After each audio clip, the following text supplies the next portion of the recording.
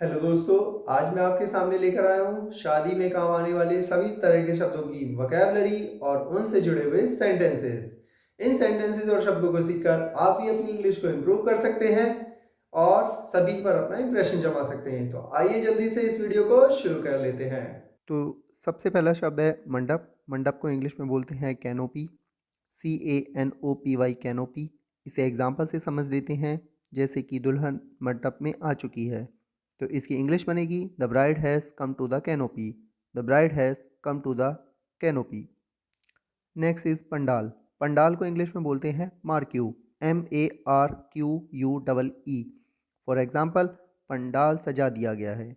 तो इसकी इंग्लिश बनेगी the marquee has been decorated. The marquee has been decorated. Next is bichauliya. बिचौलिया को इंग्लिश में बोलते हैं मैरिज ब्रोकर या फिर मैच मेकर। तो हम इसका सेंटेंस कुछ इस तरह से बना सकते हैं, जैसे कि यह रिश्ता बिचौलियों ने तय करवाया है।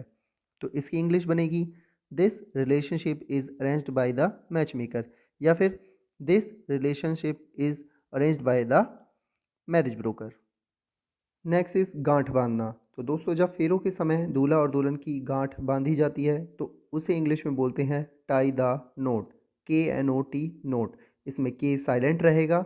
इसका एग्जाम्पल बना लेते हैं, दुल्हा दुल्हन की गांठ बांध दो। तो इंग्लिश होगी tie the note of bride and groom. Tie the note of bride and groom. Next is बारात। दोस्तों, बारात को इंग्लिश में प्रोसेशन बोलते हैं। जैसे कि बारात आने वाली है तो इसकी इंग्लिश बनेगी procession is about to come. Procession is about to come. दोस्तों, इसमें हम बारातियों के लिए भी प्रोफेशनल वर्ड का यूज़ कर सकते हैं। दोस्तों, अगला शब्द है दावत। दावत को फीस्ट कहा जाता है। इसका एग्जाम्पल लेते हैं, दावत में खाना बहुत अच्छा था। तो इसकी इंग्लिश होगी the food was very good in the feast. The food was very good in the feast. Next is सात फेरे। दोस्तों, हिंदू समाज में विवाह के समय जो फेरे लिए जाते हैं उन्हें इंग्लिश में 7 सरकम्बुलेशन या फिर 7 राउंड्स बोलते हैं। जैसे कि विवाह 7 फेरों का बंधन है। तो इसकी इंग्लिश बनेगी वेडिंग इज़ बॉन्ड ऑफ 7 सरकम्बुलेशन या फिर wedding is the bond of 7 rounds. Next is सात वचन। दोस्तों, फेरों के समय पर जो 7 वचन लिए जाते हैं उन्हें इंग्लिश में 7 वॉज बोला जाता है।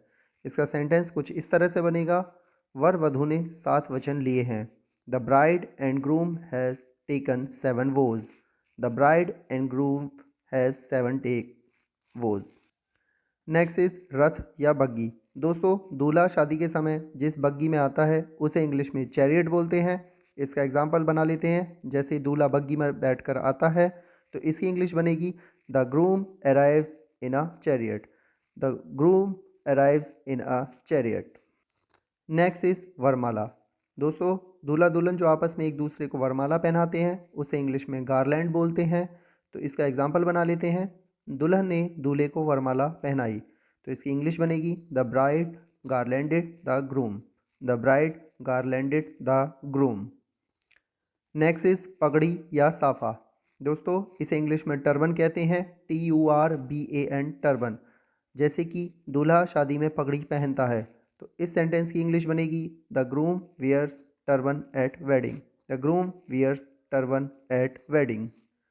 नेक्स्ट वर्ड है कन्यादान। दोस्तों, इसको इंग्लिश में गिविंग अवे ऑफ ब्राइड कहते हैं। इसको एग्जाम्पल से समझते हैं, जैसे कि माता पिता लड़की का कन्यादान करते हैं। तो दोस्तों, इसकी इंग्लिश बनेगी parents give away their girl to groom. Parents give away their girl to groom. Next is palki. दोस्तों, दुल्हन विदाई के बाद पालकी में विदा हो जाती है, जिसे इंग्लिश में पैलेंक्यून कहते हैं। इसका सेंटेंस बना लेते हैं, दुल्हन पालकी में बैठ गई। तो इसकी इंग्लिश बनेगी the bride set in the palanquin. The bride set in the palanquin. Next is जूता चुराई की रस्म। दोस्तों, इसे इंग्लिश में बोलेंगे शू स्टीलिंग सेरेमनी। जैसे कि जूता चुराई की रस्म में बहुत मज़ा आता है तो इसको इंग्लिश में ट्रांसलेट करेंगे shoe stealing ceremony is a lot of fun. Shoe stealing ceremony is a lot of fun. Next is विदाई। दोस्तों, विदाई को इंग्लिश में फेयरवेल कहते हैं, जो कि शादी की फाइनल कस्टम होती है। इसको एग्जाम्पल से समझ लेते हैं, विदाई सुबह 4 बजे होगी तो इसकी इंग्लिश बनेगी Farewell will be at 4 in the morning. Farewell will be at 4 in the morning. Next is ससुराल। दोस्तों ससुराल को इन लॉज हाउस कहते हैं। इसको इस तरह से समझते हैं कि जैसे सास ससुर को इन लॉज बोलते हैं तो उनके घर को इन लॉज हाउस कहा जाता है। इसका एग्जाम्पल बना लेते हैं, सीता अपनी ससुराल चली गई, तो इंग्लिश में इसको ट्रांसलेट कुछ इस तरह से करेंगे, Sita went to her in laws house. Sita went to her in laws house. Next is सुहागरात। दोस्तों शादी के बाद की फर्स्ट नाइट को सुहागरात यानी कि नपच्यूनल नाइट कहते हैं। इसको इंग्लिश में समझते हैं, आज उसकी सुहागरात है, तो सेंटेंस बनेगा today his nuptial night. Today is his nuptial night. और आज का लास्ट वर्ड है सिंदूर, जिसे इंग्लिश में वर्मिलन कहते हैं। इसका वाक्य कुछ इस तरह से बनेगा, विवाहित महिलाएं सिंदूर लगाती हैं, तो इंग्लिश होगी married women apply vermilion. Married women apply vermilion. तो दोस्तों कैसा लगा ये वीडियो बताइएगा ज़रूर, और मेरे चैनल अंकुर सर की क्लास को लाइक व सब्सक्राइब ज़रूर करें।